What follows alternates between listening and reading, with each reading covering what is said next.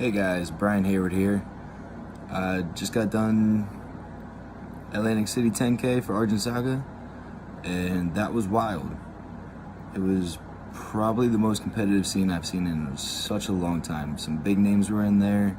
I got the chance to play against one of my favorites, Peter Katani. That was the most epic match I've had since I topped Nationals in '09 for Yu-Gi-Oh! Can I tell you how much I appreciate the love and support you do for Dragon Ball?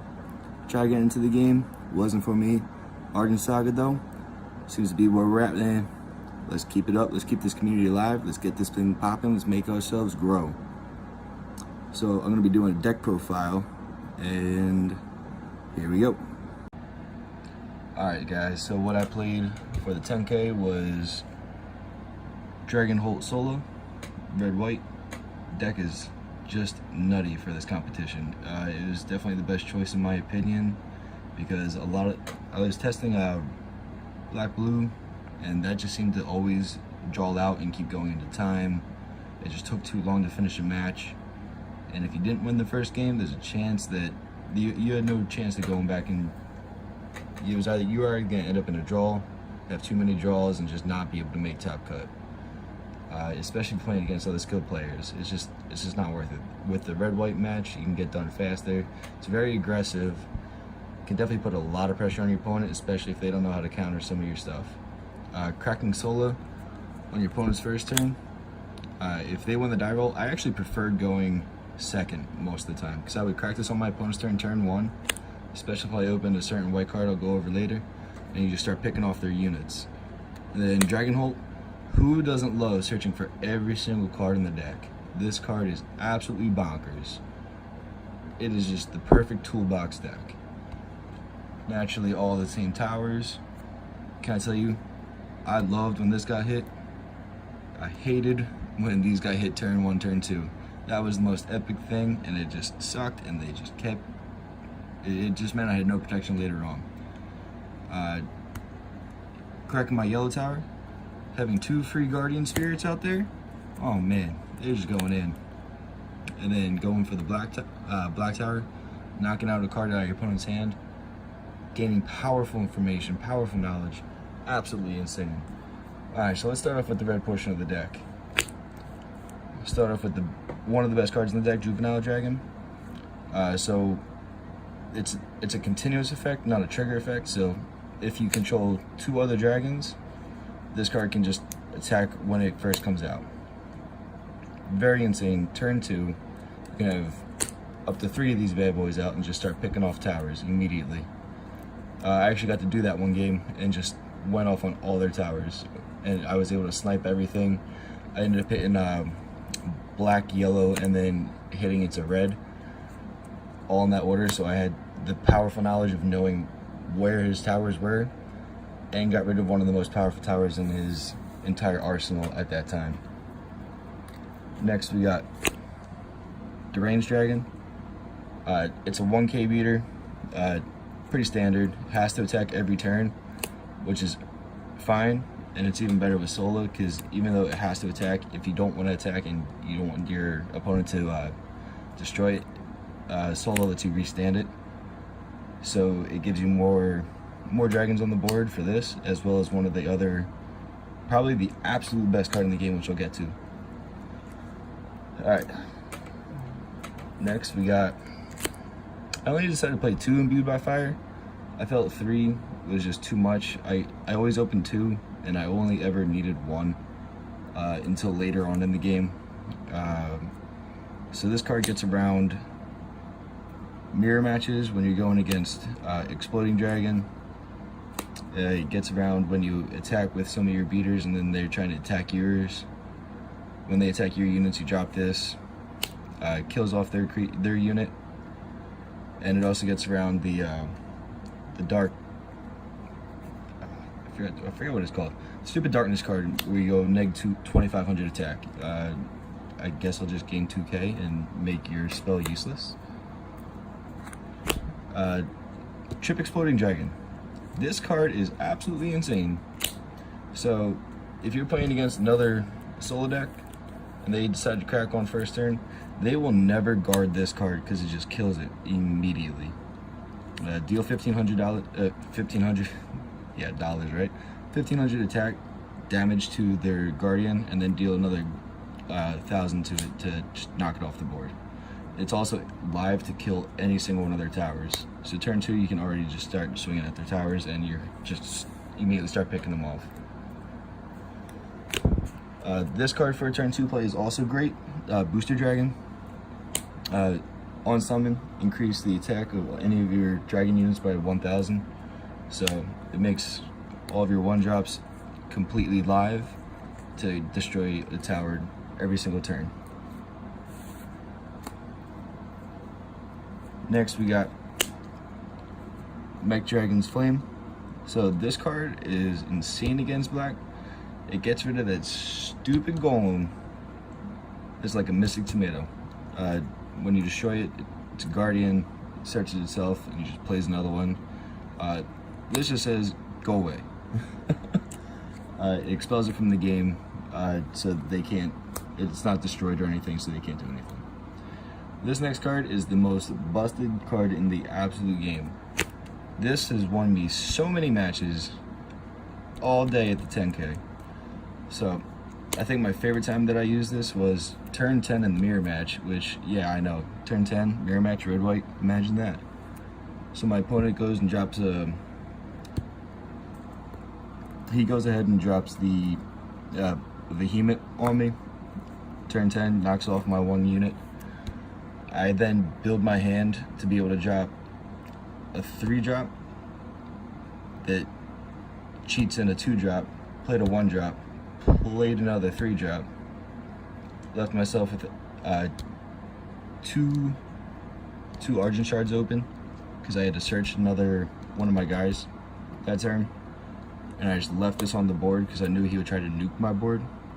So then he goes and he plays Draconic Destroyer, attempting to destroy his Behemoth. And in response, I play this, tap down all 4 of my guys, destroy both of his big guys, dealing 4K to both of them, and not nuking my board because his effect is not a cost. He has the ability to activate upon arrival, and it doesn't resolve until the end of the queue. This also gets rid of all of your opponent's guardians, or attackers when they're going in on you. It's just absolutely absurd. This card, a lot of people either did not use this correctly or were not using this at all. This is one of the best cards in the deck as well. So when you attack with one of your dragons, you can play this, restand that dragon, and attack again. So there's nothing quite like getting free attacks in, as well as putting another unit on board. Speaking of putting another unit on board, this card, Marauding Captain on steroids over here.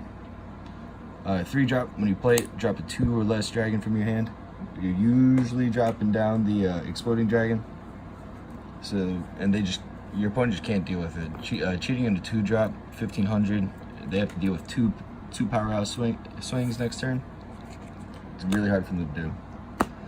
This next card I wish I played more of. I feel like as though I should have played 1 more Enraged Dragon. This card, even though I say I want to play more, it's only because it just has more utility in the alpha decks at least. So when you play it, you can knock off one of their small weenies, and it's 2,500, so it's not too bad. It's 4-drop. It's one of my only 3 4-drops I played, which was a mistake. I feel like as though I should have played it 2 more 4-drops. This next card I did not play at all, and I just pitched it for fodder.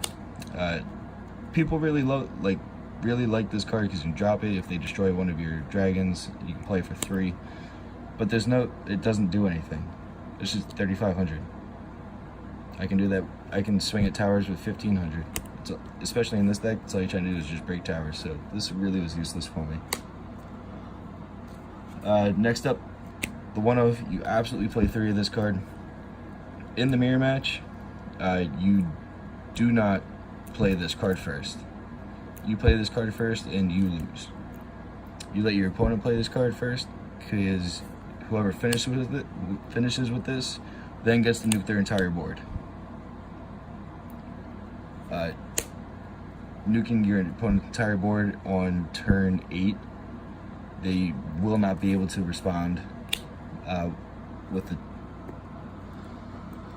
They will not be able to respond with Dragonic Blast because they just won't have enough shards open. And then next from that, you play 3 Dragonic Destroyers.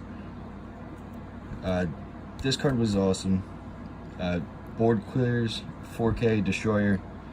I don't know what else you want from a card. It's one of the most powerful cards in the game. Wiping your opponent's entire board. I know spinning is really fun and all, but just being able to wipe your opponent's entire board is just insane. Next, we got the Standard Shard Sword. This card is what I was going back with the Sola. So you going second, you let your opponent go first. You crack Sola on their end step and you can attack with it. So if they play a 1-drop, you just immediately equip this to it and just start picking off their units. You won't be able to restand anymore, but you gained enough advantage early on where that really doesn't matter. Alright, next card, probably the second best spell in the game, Holy Slash. Nothing quite like immediate spot removal. Can we say Sakuretsu armor? All it does is your opponent attacks with a creature and you kill it. Pretty insane. And next but not least, Quorum Assassin. This card won me so many games. Equip your sword on 2-drop turn 3. Turn 4 you drop in Quorum, crack off your sword, destroy one of their units, and then just swing at cards. It's ridiculous. Now, a lot of you are probably saying, why didn't I run the 4-drop that lets me float into 1-drop? I really feel as though I should have. I should have probably played that over. Where is he? I definitely should have played that over this. Only because it has more utility. I generally pulled out all my 1-drops by turn 5 regardless, but at least late game it possibly could have had more utility. It's definitely a lot more utility than this. Alright, that's the deck. I hope you enjoy. Shout out to my homie Exodia Man and allowing me to join the team. I am super grateful. Thank you so much, homie. It's great to be with you, be able to grow this community. You do a great job with Yu-Gi-Oh! And Dragon Ball. I can't wait to see what we do with Argent Saga. Alright, Holmes. Later.